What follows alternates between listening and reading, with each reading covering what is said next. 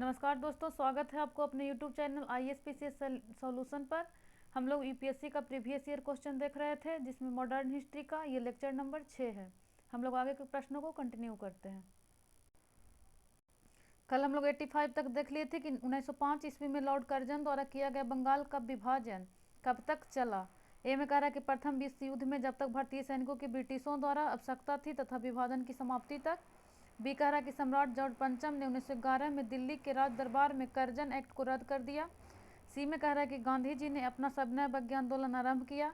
D कह रहा है कि 1947 में भारत का विभाजन जब पूर्वी बंगाल पूर्वी पाकिस्तान बना। तो इसका राइट आंसर क्या हो जाएगा 85 का? इसमें हो जाएगा, इसमें का बी बताए थे कि सम्राट जॉर्ज पंचम ने 1911 में दिल्ली के राज दरबार में कर्जन एक्ट को रद्द कर दिया था। इसी में बहुत सारा घोषणाएं किया गया था 1911 के दिल्ली दरबार में ही। पहले तो कि राजधानी को कोलकाता से दिल्ली लाया गया, साथ ही बिहार को एक अलग प्रांत का दर्जा दिया गया बंगाल से विभाजन करके। यही हो गया आपका 1905 का खत्म 1911 में।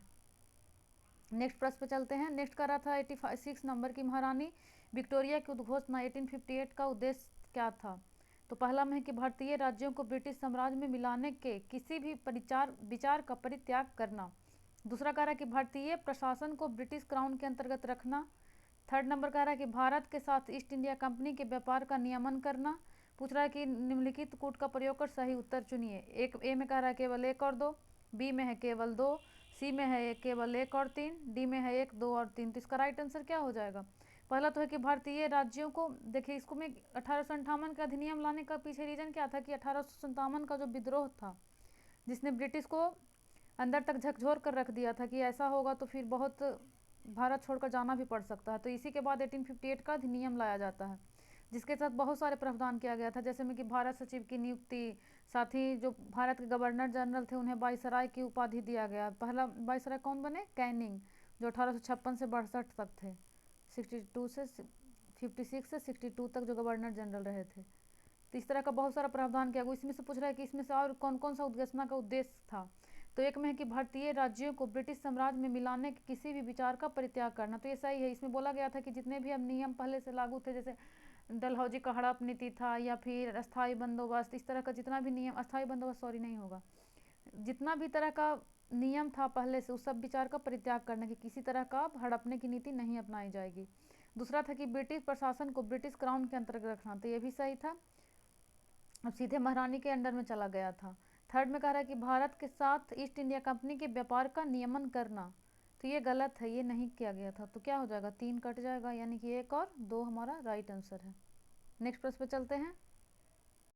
87 कह रहा है कि मंगानियार नामक लोगों का एक समुदाय किसके लिए प्रसिद्ध है। ए में है कि पूर्वोत्तर भारत में मार्शल आर्ट के लिए, बी में है कि उत्तर पश्चिम भारत में संगीत परंपरा के लिए, सी में है दक्षिण भारत में शास्त्रीय गायन संगीत के लिए, डी कह रहा है कि मध्य भारत में पितरा द्वारा परंपरा के लिए, पितरा द्वारा मुगल वाला जो था।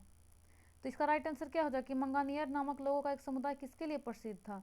तो 87 का हो जाएगा आपका बी की उत्तर पश्चिम भारत में संगीत परंपरा के लिए मंगानियर नामक लोगों का एक समुदाय जाना जाता था। नेक्स्ट पे चलते हैं। नेक्स्ट 88 नंबर कह रहा है कि गदर था। ए में है कि भारतीयों का एक क्रांतिकारी संघ जिसका मुख्यालय सैन फ्रांसिस्को में था। बी कह रहा है कि सिंगापुर से संचालित राष्ट्रवादी संगठन। सी कह रहा है कि एक आतंकवादी संगठन जिसका मुख्यालय बर्लिन में था। डी कह रहा है कि भारत की आज़ादी के लिए कम्युनिस्ट आंदोलन जिसका मुख्यालय ताशकंद में था। तो इसका राइट आंसर क्या हो जाएगा? गदर क्या था? तो 88 का हो जाएगा आपका ए कि भारतीयों का एक क्रांतिकारी संघ जिसका मुख्यालय सैन फ्रांसिस्को कहाँ पड़ता है? यूएसए में था। सैन फ्रांसिस्को यूएसए में था। इसमें थोड़ा सा देख सकते हैं, पूछता है कभी कभी किसका उद्देश्य क्या था। तो इसका उद्देश्य भी था कि भारत में जैसे विदेशों में रह के भी भारत को स्वतंत्र कराना। इसमें अब सदस्य पूछता है कि इसके सदस्य कौन कौन थे। तो इसके संस्थापक में मेनली रूप से पंजाबियों द्वारा किया गया था गदर का स्थापना, जिसमें कि 1-2 मेन जाने जाते हैं, जैसे लाला हरदयाल हो गए, उसके बाद रास बिहारी बोस हो गए, फिर करतार सिंह, साथ में एक थे साहेब सिंह, मेनली पंजाबी लोग थे। और इसका मुख्यालय तो पता ही है सैन फ्रांसिस्को यूएसए में था। उसके बाद यह क्रांतिकारी संघ था, गदर था। नेक्स्ट प्रश्न पे चलते हैं। 89 कह रहा है कि भारतीय इतिहास के संदर्भ में निम्नलिखित में से सामंती प्रणाली के आवश्यक तत्व हैं या थे। तो पहला में कह रहा है कि एक बहुत मजबूत केंद्रीकृत राजनीतिक प्राधिकार और बहुत कमजोर प्रांतीय या स्थानीय राजनीतिक प्राधिकार। दो कह रहा है कि जमीन के नियंत्रण और अधिकार पर आधारित एक प्रशासनिक संरचना का उद्भव। थर्ड में कह रहा है कि जागीरदार सामंत तथा उसके अधिपति के बीच स्वामी जागीरदार संबंध का निर्माण। पूछ रहा है कि नीचे दिए गए कूट का प्रयोग करके सही उत्तर का चयन करें। ए में कह रहा है केवल 1 और 2, बी में कह रहा है केवल 2 और 3, सी में कह रहा है केवल 3, डी में कह रहा है 1, 2 और 3। तो इसका राइट आंसर क्या हो जाएगा 89 का? इसमें बी है कि पहला तो था कि एक बहुत मजबूत केंद्रीकृत राजनीतिक प्राधिकार और बहुत कमजोर प्रांतीय या स्थानीय राजनीतिक प्राधिकार, तो ये गलत है। दो में कह रहा है कि जमीन के नियंत्रण और अधिकार पर आधारित एक प्रशासनिक संरचना का उद्भव, तो ये सही था, सामंती प्रणाली के आवश्यक तत्व थे। थर्ड में था कि जागीरदार सामंत तथा इसके अधिपति के बीच स्वामी जागीरदार संबंध का निर्माण, तो ये भी सही था। सामंती प्रणाली में मेन ये दोनों था कि जमीन के नियंत्रण अधिकार पर आधारित एक प्रशासनिक संरचना का उद्भव, और थर्ड में कह रहा था कि जागीरदार संबंध तथा उसके अधिपति के बीच स्वामी जागीरदार संबंध का निर्माण, यानी कि हमारा आंसर हो जाएगा 2 और 3। नेक्स्ट प्रश्न चलते हैं। नेक्स्ट कह रहा है कि निम्नलिखित में से कौन भारत में उपनिवेशवाद के अधिक आलोचक थे? ए में है दादा भाई नौरोजी, बी में है जी सुब्रमण्यम, और 2 में है और 3 में है आरसी दत्त। पहला में है दादा भाई नौरोजी, दूसरा में है जी सुब्रमण्यम और आरसी दत्त। पूछ रहा है कि उपनिवेशवाद के अधिक आलोचक थे, तो इसमें पहला में का क्या ऑप्शन है देख सकते हैं, जैसे कि नीचे दिए गए कोड का उपयोग करके सही उत्तर चुने। ए में कह रहा है केवल 1, बी कह रहा है केवल 1 और 2, सी कह रहा है केवल 2 और 3, और डी कह रहा है कि 1, 2 और 3। तो 90 का क्या हो जाएगा डी। इसमें देख सकते हैं कि जैसे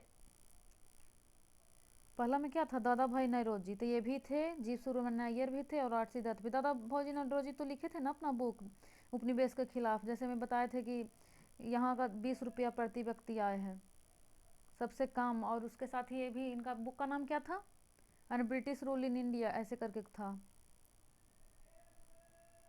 इनके पुस्तक का नाम था poverty and British rule in India, poverty and British rule in India. इसी में इन्होंने बहुत ज़्यादा आलोचक हैं किस तरह से धन का निष्कासन का सिद्धांत दिए थे, धन का निष्कासन सिद्धांत, कि किस तरह से भारत का सारा धन ब्रिटिश जा रहा है। नेक्स्ट प्रश्न पे चलते हैं। नेक्स्ट में 91 क्या कह रहा है कि 1919 के भारत सरकार अधिनियम ने स्पष्ट रूप से परिभाषित किया था। ए में है कि न्यायपालिका और विधायिका के बीच सत्ता का अलगाव, बी में कह रहा है कि केंद्र और प्रांतीय सरकारों के अधिकार क्षेत्र, सी में कह रहा है कि भारतीय राज्य सचिव और वायसराय की शक्तियाँ, डी कह रहा है कि इनमें से कोई भी नहीं। तो 91 का क्या हो जाएगा, 91 का हो जाएगा बी, कि 1919 के भारत सरकार अधिनियम ने स्पष्ट रूप से परिभाषित किया था केंद्र और प्रांतीय सरकारों के अधिकार क्षेत्र, किस किस क्षेत्र में कितना कितना आएगा, कौन सा क्षेत्र किस में आएगा। जैसे इसमें बहुत सारा चीज़ था कि राजस्व कहाँ आएगा, वित्त विभाग विदेश किस में आएगा, सबको निर्धारित किया गया था, परिभाषित स्पष्ट किया गया था कि केंद्र को कौन सा विषय मिलेगा और प्रांत को किस में मिलेगा। 1919 के अधिनियम के द्वारा ही आपका ये भी किया गया था प्रांत में द्वैध शासन, प्रांत में द्वैध शासन, उसी के तहत केंद्र और प्रांतीय सरकारों के अधिकार क्षेत्र को विभाजित किया गया था, यानी कि हो जाएगा आपका राइट आंसर क्या हो जाएगा, केंद्र और प्रांतीय सरकारों के अधिकार क्षेत्र, यानी कि बी हमारा सही आंसर है। नेक्स्ट पे चलते हैं। पूछ रहा है 92 में कि सत्य शोधक समाज में संगठित किया। ए में है कि बिहार में आदिवासियों के उन्नयन का एक आंदोलन, बी में है गुजरात में मंदिर प्रवेश का एक आंदोलन, सी कह रहा है महाराष्ट्र में एक जाति विरोधी आंदोलन, डी कह रहा है पंजाब में एक विकास आंदोलन। तो इसका क्या हो जाएगा, सत्यशोधक समाज क्या है, तो महाराष्ट्र में एक जाति विरोधी आंदोलन। अब इसमें देख सकते हैं जैसे कि सत्यशोधक समाज की स्थापना किसने किया था, तो इसका किया था 1873 में ज्योतिबा फुल्ले ने, ज्योतिबा फुल्ले हो जाएगा इसका राइट आंसर, यानी कि महाराष्ट्र में एक जाति विरोधी आंदोलन था सत्यशोधक समाज, जो कि 1873 में ज्योतिबा फुल्ले द्वारा संगठित किया गया था। नेक्स्ट पे चलते हैं। 93 कह रहा है कि मॉन्टेग्यू चेम्सफोर्ड प्रस्ताव किससे संबंधित है। ए में है सामाजिक सुधार, बी में है शैक्षिक सुधार, सी में है पुलिस प्रशासन में सुधार, और डी में है संवैधानिक सुधार। तो मॉन्टेग्यू चेम्सफोर्ड क्या है, इसे 1919 का अधिनियम के नाम से भी जाना जाता है। यही बाद में जाके मॉन्टेग्यू चेम्सफोर्ड प्रस्ताव ही मॉन्टेग्यू चेम्सफोर्ड अधिनियम बनता है, जिसे 1919 के अधिनियम के नाम से जाना जाता है। तो ये क्या था, एक संवैधानिक सुधार था। 93 का हो जाएगा आपका डी आंसर। इसमें देख सकते हैं जैसे कि इसमें मॉन्टेग्यू कौन थे, तो ये भारत सचिव थे तथा चेम्सफोर्ड उस समय वाइसराय थे, वाइसराय। और ये भारत सचिव, वही उसी के नाम पे पड़ा था मॉन्टेग्यू चेम्सफोर्ड। उसी तरह 1909 का जो अधिनियम था वो क्या था, मॉडले मिंटो। तो मॉडले हो जाएंगे भारत सचिव और मिंटो हो जाएंगे वाइसराय। यह यानी हमारा राइट आंसर डी है। नेक्स्ट प्रश्न पे चलते हैं। नेक्स्ट इसमें कह रहा है कि निम्नलिखित पर विचार कीजिए। एक में है कि कलकत्ता यूनिटेरियन कमेटी, दो में है ट्रिब्यूनल ऑफ न्यू डिस्पेंसेशन, और तीन में है इंडियन रिफॉर्म एसोसिएशन। पूछ रहा है कि केशव चंद्र सेन का संबंध उपयुक्त में से किनकी स्थापना से है। ए में है केवल एक और दो, बी में है केवल दो और तीन, सी में है केवल तीन, डी में है एक दो और तीन। तो इसका राइट आंसर क्या हो जाएगा, इसका हो जाएगा बी, दो और तीन। क्योंकि कलकत्ता यानी कि टेबरनेकल ऑफ न्यू डिस्पेंसेशन और इंडियन रिफॉर्म एसोसिएशन, क्योंकि इसमें क्या हुआ था ना दरअसल कि 1881 में केशव चंद्र सेन जो थे, 1881 में केशव चंद्र सेन ने ब्राह्म समाज में मतभेद होने के बाद नया विधान अर्थात सर्वधर्म समाज की स्थापना किया। उसी के तहत ब्राह्म विवाह को वैध बनाने और शादी की न्यूनतम उम्र तय करने के लिए भारतीय सुधार संघ का हिस्सा थी। इसी के तहत इंडियन रिफॉर्मेशन, वही एक रिफॉर्म किया गया था इसी के तहत। उसमें मेनली रूप से सर्वधर्म समाज की बात किया गया कि सभी धर्म समान हैं, साथ ही ब्राह्म विवाह को वैध बनाने और शादी की न्यूनतम उम्र तय करने की बात की गई थी। जबकि कलकत्ता यूनिटेरियन कमेटी जो था, इसका स्थापना किसने किया था, तो इसमें आपका हो जाएगा राजा राम मोहन राय, राजा राम मोहन राय। साथ ही द्वारकानाथ टैगोर, द्वारकानाथ टैगोर हो गया। उसके बाद है विलियम एडम, विलियम एडम, यानी कि एक हमारा गलत हो जाएगा, एक इसमें भी था इसमें भी, यानी हमारा सिर्फ दो और तीन आंसर है। एक बार फिर से इसको देख सकते हैं, यानी कि टेबरनेकल ऑफ न्यू डिस्पेंसेशन और इंडियन रिफॉर्म एसोसिएशन, इस दोनों का स्थापना किसने किया था, केशव चंद्र सेन ने। नेक्स्ट प्रश्न पे चलते हैं।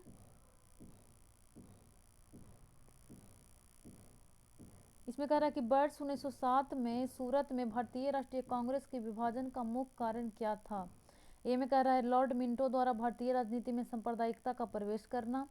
बी कह रहा है कि अंग्रेजी सरकार के साथ नरमपंथियों की वार्ता करने की क्षमता के बारे में चरमपंथियों में विश्वास का अभाव। सी कह रहा है कि मुस्लिम लीग की स्थापना। और डी कह रहा है कि भारतीय राष्ट्रीय कांग्रेस का अध्यक्ष निर्वाचित हो सकने में अरविंद घोष की असमर्थता। तो इसका राइट आंसर क्या हो जाएगा, इसमें हो जाएगा आपका बी आंसर कि अंग्रेजी सरकार के साथ नरमपंथियों की वार्ता करने की क्षमता के बारे में चरमपंथियों के विश्वास का अभाव। तो इसका हो गया बी, 1907 में सूरत अधिवेशन विभाजन। ये कब फिर एक हो जाता है, 1916 में लखनऊ अधिवेशन में, 1916 के लखनऊ अधिवेशन फिर मिल जाता है दोनों। इसमें गरम दल नरम दल भी एक साथ हो जाता है, साथ ही पहले से जो मुस्लिम लीग और कांग्रेस का अलग था ये भी मिल जाता है। इसमें एक चीज़ और देख सकते हैं कि इसकी अध्यक्षता किसने किया था लखनऊ अधिवेशन का।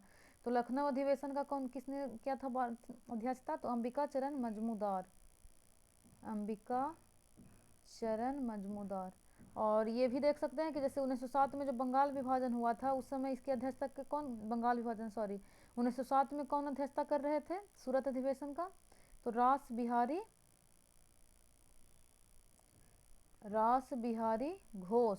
इसमें घोष ध्यान रखिएगा क्योंकि बोस जो थे वो गरम दल के थे, उस समय घोष नरम दल की अध्यक्षता किए थे।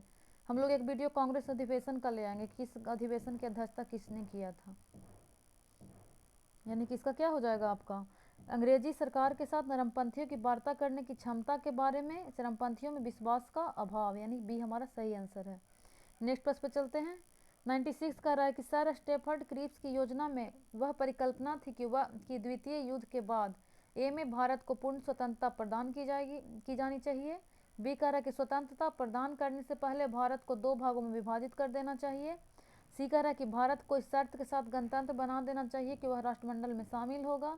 और डी कह रहा है कि भारत को डोमिनियन स्टेट दे देना चाहिए।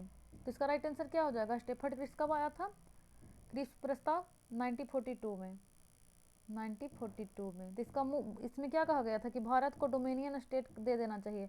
जबकि भारतीयों ने 1929 में जो कांग्रेस अधिवेशन हुआ था, लाहौर अधिवेशन, उसी समय पूर्ण स्वतंत्रता की घोषणा कर दिए थे। जवाहरलाल नेहरू की अध्यक्षता में जो 1929 का कांग्रेस अधिवेशन होता है लाहौर में रावी नदी के तट पर। जबकि ये 42 में डोमिनियन स्टेट की ही बात की जाती है, इसीलिए भारतीयों द्वारा इसका विरोध किया जाता है। यानी क्या, ये पास नहीं हो पाता है क्रिप्स प्रस्ताव। तो यानी हो गया इसका भारत में डोमिनियन स्टेट दे देना, भारत को डोमिनियन स्टेट दे देना चाहिए। आज यहीं तक कंटिन्यू करते हैं, मिलते हैं नेक्स्ट लेक्चर में। धन्यवाद।